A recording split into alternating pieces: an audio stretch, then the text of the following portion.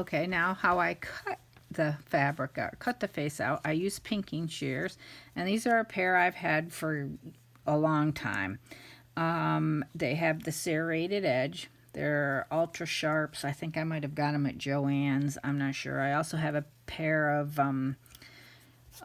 dressmaker ones, the more expensive ones. I just don't happen to have them on my work table right now. So how I start is I use the pinking shears, and where the two lines are for the opening right here, here's the two lines for the opening, I go down to one of the lines about 1/8 of an inch from the seam, and then I go around, and as you can see, I'm cutting fairly close to the seam. The downward edge of the pinking shears is only about 1/8 of an inch away from the seam line. And I cut around.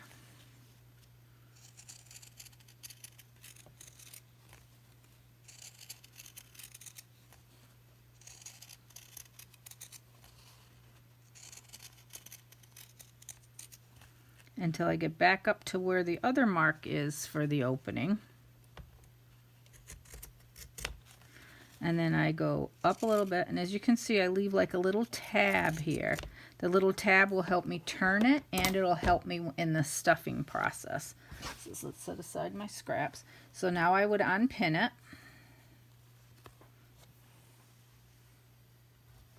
And turn it.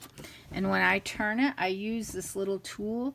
I think it's called a bodkin, bobkin maybe. It's got a rounded edge here, and here it's actually, I think it might have been something to do with, you could put thread through it, I'm not sure.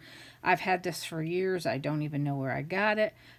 It could be at Joann's, a quilting store, or whatever. I use the rounded edge to push the fabric when I turn it, and I'll show you how that. And I also do the rounded edge to kind of smooth the seams a little bit. So I'll show you that.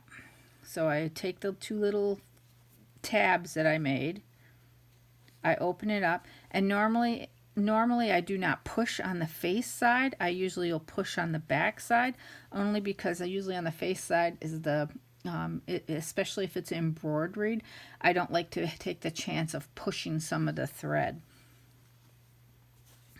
So I'll show you how I do that. I usually just give it a little tug.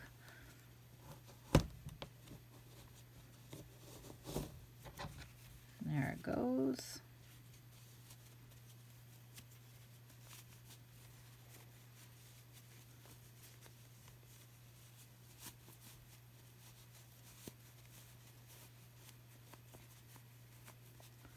Okay, I push it out, and now this is the rounded edge, and I usually will just go and kind of go around the seam like this, working my way around it.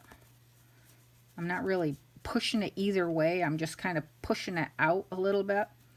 Okay, and then when I get it to where it is, and then I usually massage the seam, and what that is if you can see and you can feel, there's like little bumps in here where the fabric turns in on itself when you make a seam, and especially in a circle or even an edge.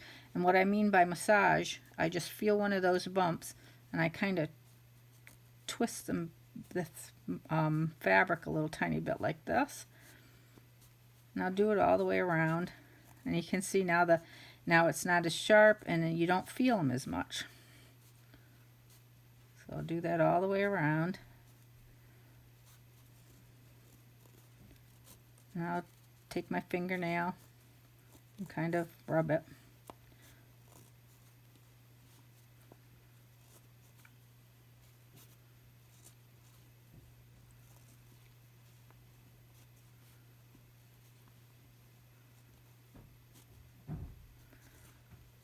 Okay, and when that's done, I'll take it to the ironing board and I'll iron it, and I always iron just the back side. Again, because if there's paint on the front side or the embroidery, I don't want to smush it down. So I'll do that.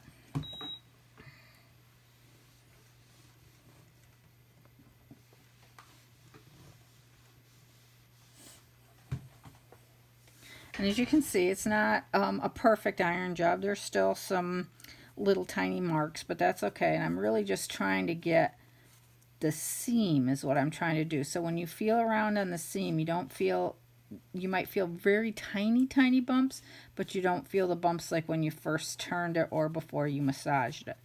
And then I start stuffing. I take the stuffing and I usually start with a smaller handful like this. And it's just a polyester stuffing. I get it. It's called Polyfill, premium polyester fiber fill.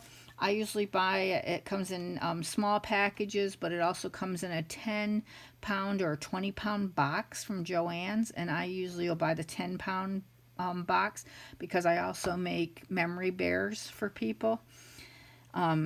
So I use quite a bit of it. And I think with my 50% off, and it was on sale or something the other day, I got a 10-pound box for $25, $24.99. So this is how I stuff it. I take the 2 tabs. I take one tab, I take the other tab in, and then I use my finger and my thumb and push it in.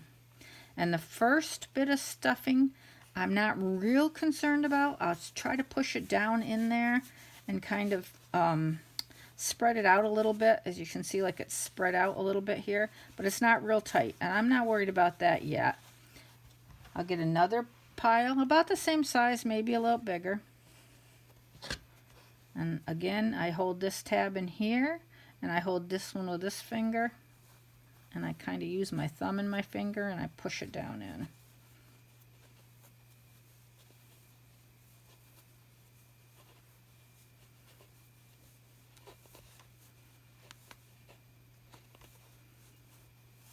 Okay, now when I get to this one, and I usually always do it with the face facing towards me. So I've done it before other ways. It doesn't really make a difference. It's just my preference.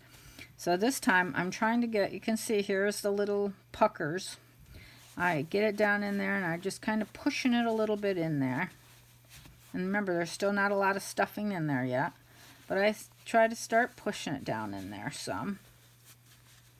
Like that. And I get more stuffing. And I use quite a bit of stuffing. The head is stuffed pretty good.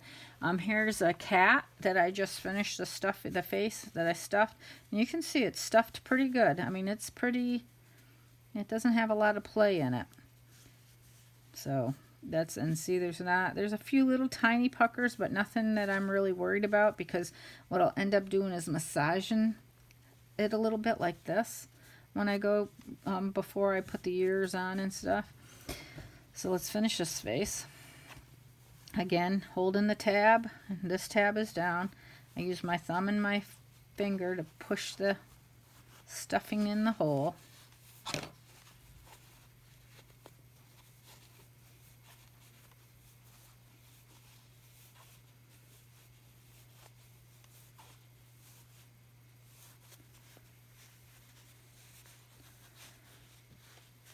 And about the time I have this, about the second, probably the third time, I also use a wooden dowel, and I start moving it into where usually the normal puckers first start, that I usually have in the beginning are right in here and here, and a few little ones there. So I just kind of move the stuffing in that direction. It still won't take the puckers all the way out yet, but with a dowel I kind of move, I kind of move the stuffing into that direction to try to get them out. See, they're not quite as bad, but still there's not a lot of stuffing in there yet, but I try to get it started in that direction. Okay, and again I stuff some more.